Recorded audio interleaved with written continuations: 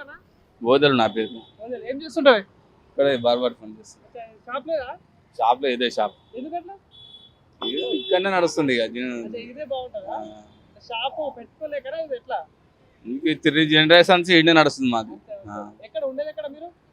ఇక్కడ చిలకడ గార్డెన్ దగ్గర. అంతేనా? ఎట్లుంది ఇక్కడ వ్యవస్థ ఎట్లా ఉంది అసలు? ఇప్పుడు ఎలక్షన్స్ వస్తాయి మళ్ళా జిహెచ్ఎంసీ ఎలక్షన్స్.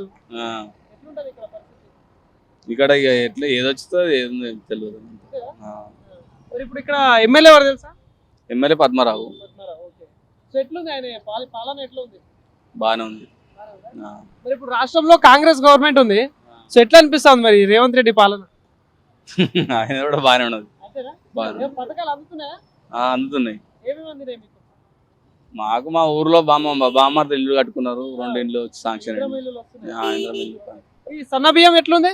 బాగానే ఉంది. సన్న బియ్యం బాగానే. ఇప్పుడు మీరు ఈ చిలకలు కూడా ఏరియాలు ఉంటారు కాబట్టి ఇక్కడ మీ ఏరియాలో ఏమైనా సమస్యలు ఉన్నాయా? ఇక్కడ ఏం సమస్యలు బాగానే ఉన్నాయి ఇక్కడ. ఇప్పుడు 6 గ్యారెంటీలు అన్నారు కాబట్టి 6 గ్యారెంటీలు ఏమైనా పథకాలు? 6 గ్యారెంటీల ఏం శాంక్షన్ అయినాయి? ఖాళీ ఒక మహిళలది ఒక ఫ్రీ బస్ ఒకటి అయింది. 2500 శాంక్షన్, అది ఆ మూలకు పడిపోయింది. పెన్షన్ అది పోయింది. బంగారం అది పోయింది. ఏది ఒక 6 గ్యారెంటీలలో ఏం కాలేదు. మరి 500 గ్యాస్ అన్నారు కదా, మరి దాని సంగతి? అది కూడా మాకు లేదు, మాకు అవ్వట్లేదు. ఓన్లీ లేడీస్ కి అన్నారు, అది కూడా ఇవ్వట్లేదు కదా. అది అవ్వట్లేదు. ఇప్పుడు ఇంత ముందు కేసీఆర్ ఉన్నప్పుడు పథకాలు వచ్చేటియా మరి? అది బాగుంటే పర్ఫెక్ట్ ఉంటే కేసీఆర్ది. నేను పథకాలు పెట్టిండు కానీ దానికి పథకాలకు ఏదో ఒక లిటిగేషన్ మళ్ళీ. ఇప్పుడు గ్యాస్ 500కి ఫ్రీ అన్నప్పుడు అందరికి ఇవ్వాలి కదా. ఇప్పుడు మగవాళ్ళ పేరు కూడా గ్యాస్ సిలిండర్ బుకింగ్ ఉంటుంది, మా పేరు ఉన్నది. మా ఇంట్లో నా పేరు ఉన్నది. మగవాళ్ళు లేకుండా ఆడవాళ్ళకే, ఆడవాళ్ళ పేరు ఉన్నది. అది కూడా అందరికి శాంక్షన్ అవ్వట్లేదు. కేసీఆర్ ఉన్నప్పుడు అంతా అప్పుల రాష్ట్రం చేసిండు, మేము వచ్చినాకనే అంత మంచిగా చేస్తున్నాం అని అంటున్నారు. ఎవరైనా అప్పులు చేస్తారు, ఎవరు వీళ్ళు ఏమైనా జేబులోకి వెళ్ళి పెడతారా? ఇందిరమ్మ గృహాలని ఇచ్చారు, వాళ్ళకు కూడా సగం పైసలు ఇచ్చి ఇప్పుడు 5 లక్షల స్కీమ్, అది 2 సార్లు 2 స్కీములు ఇచ్చారు. లాస్ట్ స్కీమ్ ఫైనల్ మొత్తం ఇల్లు కంప్లీట్ చేయమన్నారు, 1,50,000 ఆపిరు వాళ్ళకి. అంటే మా ఊరు బామ్మర్ది నిజమైన అర్హులకు ఇస్తున్నారా లేకపోతే పార్టీల పరంగా? అర్హులకే ఇస్తారు కానీ సరైన విధంగా ఇవ్వడం లేదు, ప్రాసెస్ లో లేదు. ఇప్పుడు మీరు 5 లక్షలు ఇస్తా అన్నారు కదా, ఇల్లు కంప్లీట్ అయినాక మళ్ళీ ఎందుకు ఆపాల్సి వచ్చింది? ఇల్లు కంప్లీట్ అయినాక ఇచ్చేయాలి కదా. మళ్ళీ 100 రోజుల పని కింద మళ్ళీ 1,50,000 వేస్తారంట. 3,50,000 ఆల్రెడీ 2 విడతలు 3 విడతలు ఇచ్చిర్రు. ఇల్లు మొత్తం ఫైనల్ కంప్లీట్ అయిపోయింది. కంప్లీట్ అయిపోయినాక నీకు మళ్ళీ 1,50,000 మళ్ళీ అకౌంట్లో వేయాలి కదా, వేయట్లేదు అట్లా.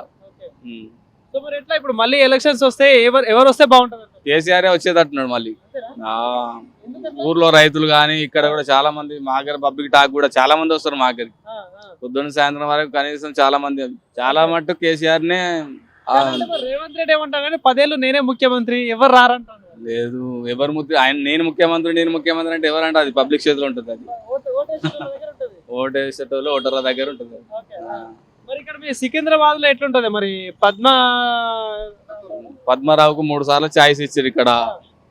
ఈసారి మారుస్తుండొచ్చు సికింద్రాబాద్, లేకపోతే లేదు, చెప్పలేము. అది ఎదుర్కొనే లీడర్ ఉన్నాడా? సరైన లీడర్ సరైన లీడర్ అంటే